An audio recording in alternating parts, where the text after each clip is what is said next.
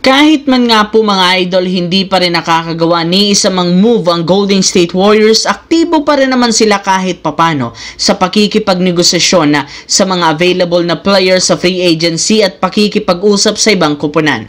Maliban sa pagkumbinsi nila sa pagkuha sa mga target na sina DeAnthony Melton at Al Horford, sinubukan rin naman sana ng team na oferan si Bradley Beal matapos maibalitang iba-buyout ito ng Phoenix Suns. Ayon sa balita, inoferan nga nila ito. Ang kaso, hindi silang dalawa nagkasundo sa negosasyon since masyado nga pong binabarat ng Golden State si Bradley Beal, gayong hanggang minimum contract lamang ang willing nilang ibigay. Dahil sa pangyayaring ito, wala nga pong nagawang deal ang kampo ng Warriors at ni Bradley Beal hanggang sa mas pinili nitong lumipat sa Los Angeles Clippers na nagkakahalaga ng 2-year, $11 million, malayong malayo sa inoffer ni Mike Dunleavy. At sa paglabas ng ganyang balita, hindi nga po naiwasan pa ng mga fans na magsabi na ang rason bakit wala pang nakukuhang bagong player ang Warriors ay tinitipid nga nila ang lahat ng mga target na players. Samantala, ngayon nga pong naunahan na ang Los Angeles Lakers ng Clippers kay Bradley Beal, wala silang ibang choice kundi gumamit ng game plan kung saan maghahanap ng bagong player.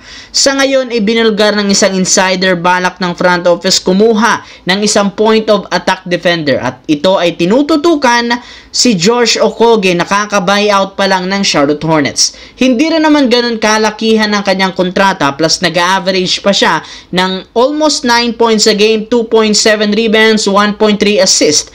At syempre, eto nga ay bilang isang 3-and-D player. Kaya siya na nga ang pinakamagaling na player na maaari nang makuha sa free agency. Maliban sa kanya, maaari na naman silang gumawa ng trade para makakuha ng isa pang point of attack defender kagaya ni Drew Holiday at Matisse Thybulle mula sa Portland Trail Blazers. Sa kabilang banda, inamin nga po mga idol na mga analyst na pabilang ang Los Angeles Clippers sa mga teams na mas pinalakas, pina-improve ang lineup sa dami ng successful move na nakuha nila sa trade at sa free agency. At pagkatapos ng 3 linggo na paggawa ng malalaking pagbabago, nakabuo nga sila ng bagong super team nina Bradley Beal, Collins, Kawhi, Harden, Ivica Zubac, Lopez, Nick Batum, Chris Dunn, Derrick Jones at si Bogdan Bogdanovic. Kaya magiging sapat na ito para maging competitive sa West. Kumpara sa kanilang lineup ng nagdaang taon, mas malalim ngayon ang kanilang bench at mas madami silang players na mapagkakatiwalaan sa scoring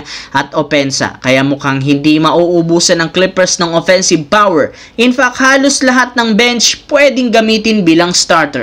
Bukod dyan, meron rin naman silang mga defensive lineup na player sapat para makipagsabayan laban sa mas malalakas na contender sa Western Conference.